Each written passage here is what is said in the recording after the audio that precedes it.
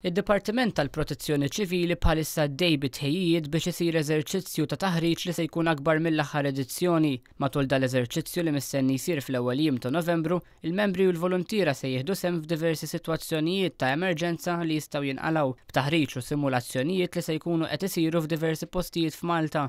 F'intervista ma' dan l-istazzjon fil-kwartieri tad-Dipartiment f'Sakandja, id-Direttur tal-Protezzjoni Ċivili Patrick Murgo ħabbar li hemm pjani biex tissaħħaħ il-flotta ta' vetturi ħalli l-pumpiera jħadmu apparat iżjed sofistikat u modern. Lestejna rapport dwar il-fleet replacement, ħanajdu hekk, ġifieri t-tibdil tal-flotta kollha ovvjament dan huwa investiment kbir li l-Gvern huwa committed li jagħmel. Patrick Murgo qal li t-tibdil tal-vetturi għat-tifi tan-nar isir fuq diversi snin.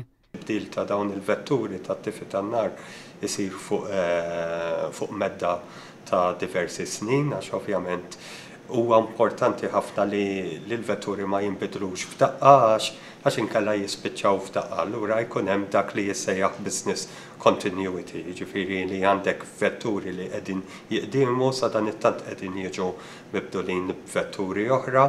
Barra minn hekk hemm l-intenzjoni li d-Dipartiment jespandi, fis-sens li jkun hemm aktar xogħol marbut mal-prevenzjoni ta' inċidenti u diżastri, ma jonqos ukoll it-taħriġ għall membri tad-Dipartiment kemm f'Malta kif ukoll f'pajjiżi oħrajn. Fl-ewwel 6 xhur ta' din is-sena d-Dipartiment tal-Protezzjoni Ċivili kien imsejjaħ biex jassisti fi kważi 2700 emerġenza fuq l-art u 46 każ fuq il-baħar, żieda ta' madwar 500 każ fuq l-istess perjodu tas-sena li għaddiet.